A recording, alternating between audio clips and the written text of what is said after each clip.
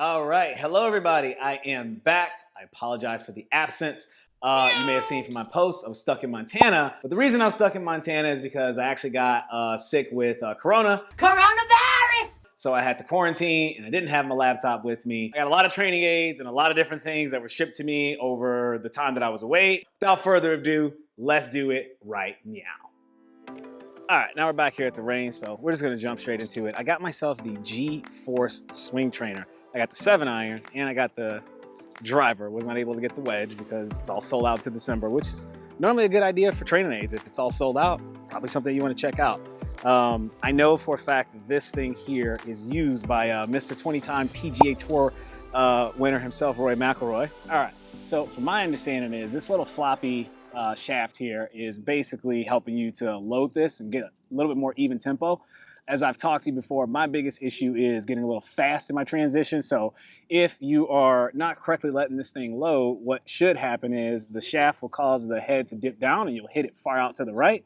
But if you do happen to load it well, you'll be able to get it to, go straightish to possibly drawing. So I'm going to hit a couple of these and give you some feedback as I am probably struggling with this because I've hit it a few times already and still hitting them out to the right. So let's give it a try. I'll give you some feedback as I am going through it. And then hopefully a little bit later, we'll kind of get a professional's opinion. We do have Kurt here today, so we'll ask him what he thinks about it because he is familiar with it as well and see how this might be able to help you down that lens. Let's do it. And actually, why don't I grab my regular 7-iron?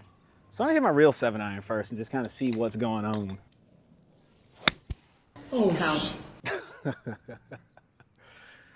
first swing of the day, fatted out of it.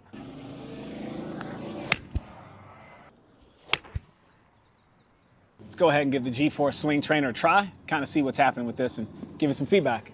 The first thing I think most people recognize is like this thing is not like it's not like a noodle. You can kind of see I'm just loading it a little bit. It's got a pretty decent amount of strength to it. Straight out to the right. I can feel that as I'm pulling this, trying to get the club stood up. I can feel the head literally, I can feel it sinking down. Oh, there we go. That's a little better. Still blocked it, but just a little bit more patient on the transition. Bam, right there. Oh, that's absolutely perfect. Right on the money. I'm getting a good feeling of how to just kind of let this thing naturally slot, transition, however you want to call it, whatever it is that you want to use the impression of. But the feeling it's giving me is slowing down that transition, making sure I get the club loaded into a good position and making sure that I'm going to get that club squaring onto the ball. So I'm starting to feel a little bit of it. I'm going to hit 3 more of these, then transition back to my normal 7-iron and just kind of see what the results are.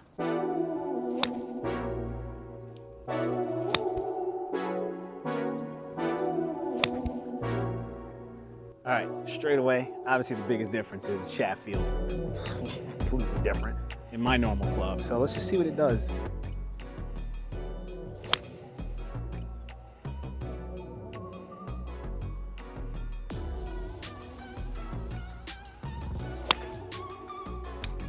Yeah, that was quick through the transition. Got a little scabby, just pulled it straight left.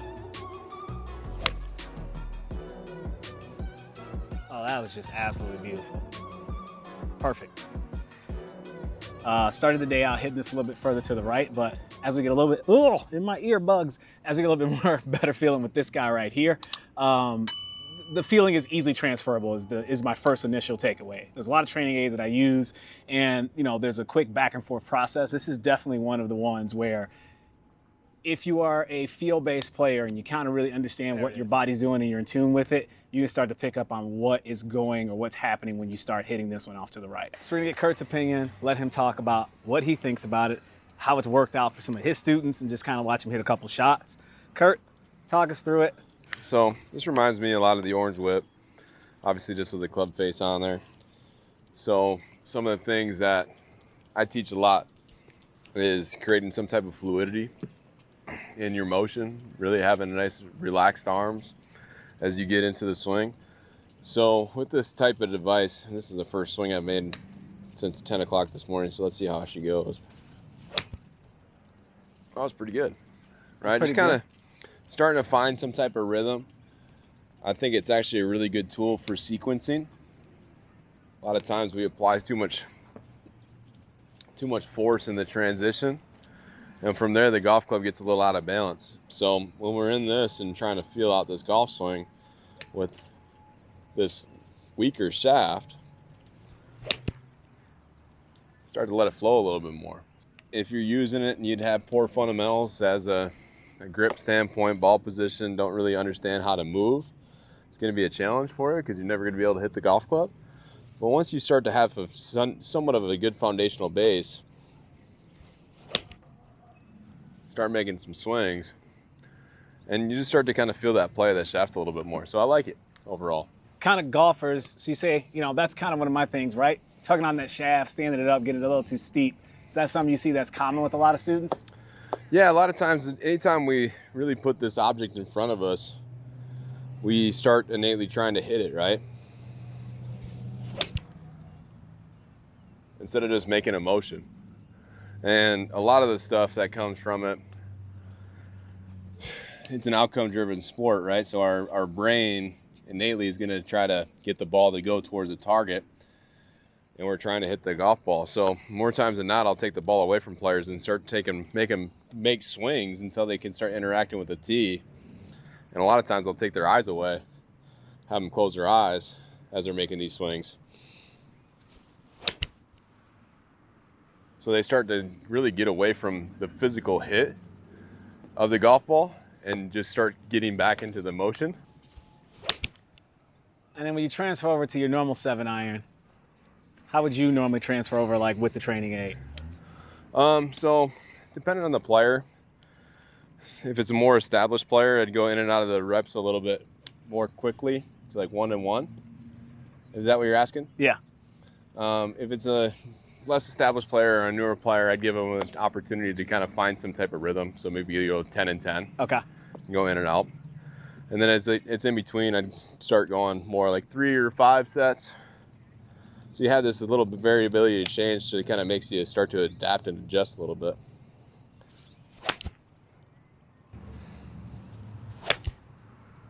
Beautiful. Thank you very much for that, Kurt. Yeah, my pleasure. Oh, there you have it. I mean, I've used it a little bit. I'm going to continue using this training aid. I do use it indoors. I think it's just as good indoors because it gets the same feel. And like Kurt was mentioning, it's an outcome-driven game. I know from myself personally that when I am hitting balls on the range and I have to see the flight, I get very distracted. Like he was saying, I'm trying to hit the ball.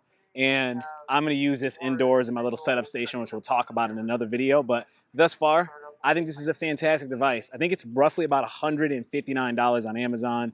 They are sold out right now, which obviously is just, a lot of people want these. It's a really cool device, and as you've heard from Kurt, it's helped some of his students as well. But I definitely recommend this for somebody who's struggling to, you know, consistently get that club in a good position. And again, like Kurt was saying, if your fundamentals are not there, it's going to be very difficult to use this club, which is probably why the person I bought it from before returned it, because they couldn't hit it.